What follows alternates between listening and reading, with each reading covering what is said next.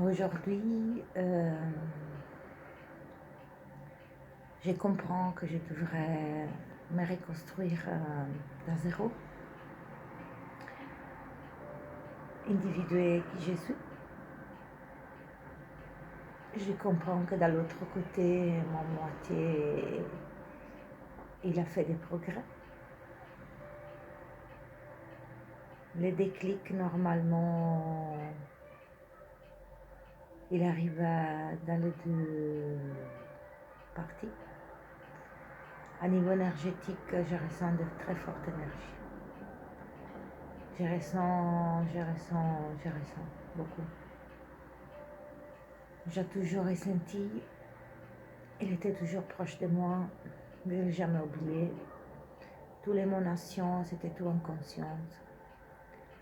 Si j'ai réfléchi à quelque chose que j'ai fait, je me demande pourquoi et comment. J'ai aucune idée. Quand on dit que les renards ils sont guidés, moi j'ai aucune idée.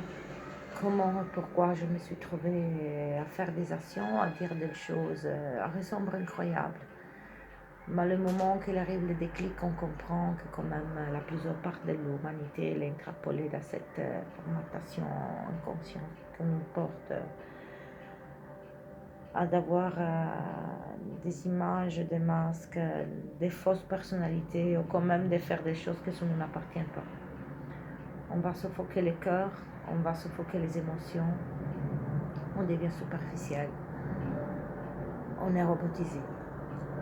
Et l'expérience des flammes jumelles, c'est ça qu'elle veut porter à l'humanité, c'est l'ouverture du cœur.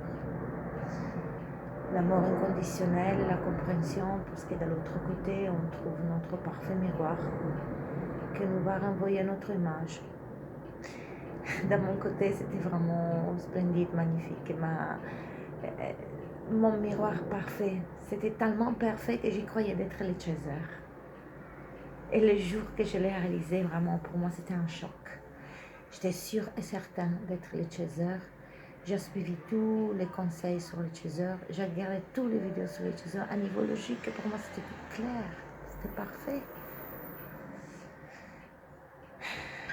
Et aujourd'hui, je comprends vraiment que l'ouverture du cœur,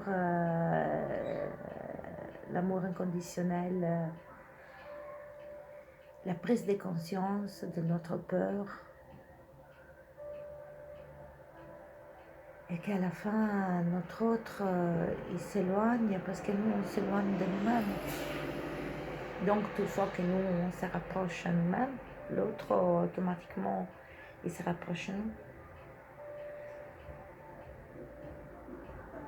Il me manque. Il me manque une manière d'espérer à ce moment. Je ressens vraiment qu'il me manque beaucoup, beaucoup, beaucoup, beaucoup. Je ressens vraiment à l'intérieur de moi un mélange d'émotions, trop de douleur, le sens de culpabilité, l'amour. J'ai besoin d'équilibrer, je le sais. Les palpitations, les phénomènes avec la lumière, ils sont retournés pour une période où ils étaient disparus. C'est typique dans les flammes jumelles, le phénomène avec l'électricité et la lumière. Donc la lumière qui s'allume et s'éteint dans la rue, dans la maison. Au début, je ne comprenais pas. Après, j'ai pris une formation, j'ai compris que ça fait partie du parcours. Ça va nous indiquer notre énergie. Donc, je comprends que je devrais équilibrer mon énergie. J'ai la sensation de devoir recommencer tout au début. Mais ça recommencer tout au début, ça comporte de revoir de nouveau en moitié. Je suis prête à tout recommencer.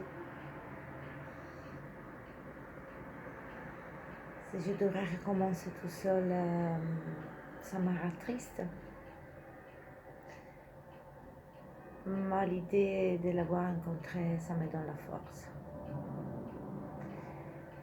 Ça me donne la force de continuer dans cette mission divine que c'est l'amour inconditionnel de nous-mêmes.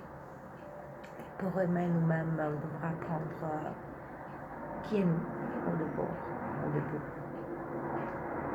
Et après, apprendre à s'aimer. C'est pas une relation traditionnelle, c'est vrai.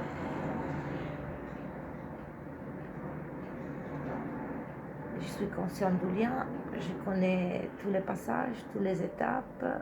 J'ai revu tout le parcours de nouveau dans une autre optique, de l'autre côté, le côté du runner. Ouf, c'était vraiment un choc. Ça fait vraiment un clic. Et maintenant, tout doucement, je devrais apprendre à me pardonner. Et petit à petit, me rééquilibrer. Et petit à petit, retrouver mon autre, un moi-même.